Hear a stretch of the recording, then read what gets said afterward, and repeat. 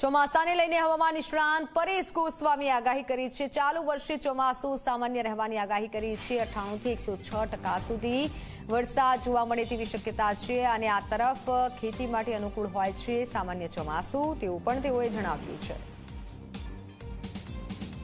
ચોમાસાને લઈને હવામાન નિષ્ણાંત પરેશ ગોસ્વામીએ આ મોટી આગાહી કરી કે ચાલુ વર્ષે ચોમાસું સામાન્ય રહી શકે છે। સામાન્ય ચોમાસું રહેવાની આગાહી કરી છે।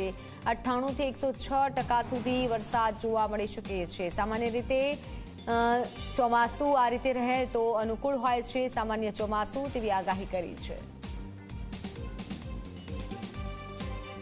આ જે 2025 નું ચોમાસું છે તે સામાન્ય એટલે કે નોર્મલ ચોમાસું રહેવાનું છે। નોર્મલ ચોમાસું એટલે કે 98% થી લઈને 106% સુધીના વરસાદો જોવા મળે તેવી શક્યતાઓ છે। હવે જ્યારે પણ સામાન્ય ચોમાસાની વાત હોય એટલે ઘણા બધા મિત્રોને એવું લાગતું હોય છે કે ભાઈ સામાન્ય ચોમાસું એટલે કે નબળું થશે, એવું નથી। સામાન્ય ચોમાસું એટલે કે મધ્યમ, જે આપણી જરૂરિયાત છે એ મુજબનું ચોમાસું થશે। એપ્રિલ મહિનામાં હમણાં કોઈ પ્રી મોન્સૂન એક્ટિવિટીની શક્યતાઓ નથી, પણ મે મહિનાની અંદર 2 વખત તો પ્રબળ શક્યતાઓ છે, જેમાં એક ખાસ કરીને 14 મે થી લઈ અને 18 મે વચ્ચેનો જે સમય હશે એમાં પણ એક પ્રી મોન્સૂન એક્ટિવિટી થશે અને બીજું હશે મે મહિનાનું છેલ્લું અઠવાડિયું, એટલે ખાસ કરીને જે 25 તારીખથી રોહિણી નક્ષત્ર ચાલુ થતું હોય એમાં પણ પ્રી મોન્સૂન એક્ટિવિટીની શક્યતાઓ વધારે છે।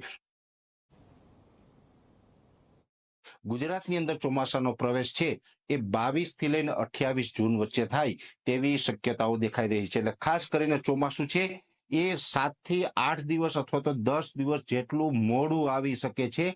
એટલે ચોમાસું છે આ વર્ષે મોડું થશે પણ નબળું થવાનું નથી। જેવી રીતે જૂન મહિનામાં ચોમાસાની શરૂઆત થશે એટલે અત્યારે અમારું જે રફ અનુમાન છે કે જે એક અઠવાડિયું હશે, જે છેલ્લું અઠવાડિયું જૂન મહિનાનું, એ દરમિયાન આપણે દક્ષિણ ગુજરાત હોય, સૌરાષ્ટ્રના ભાગો છે, એમાં ઉત્તર સૌરાષ્ટ્રના સુરેન્દ્રનગર સુધીના ભાગો છે, મધ્ય ગુજરાતના ભાગો છે, ભાલ વિસ્તારના ભાગો છે, આ તમામ ભાગોની અંદર વાવણીના વરસાદ જૂન મહિનાના છેલ્લા અઠવાડિયામાં જ થઈ શકે છે।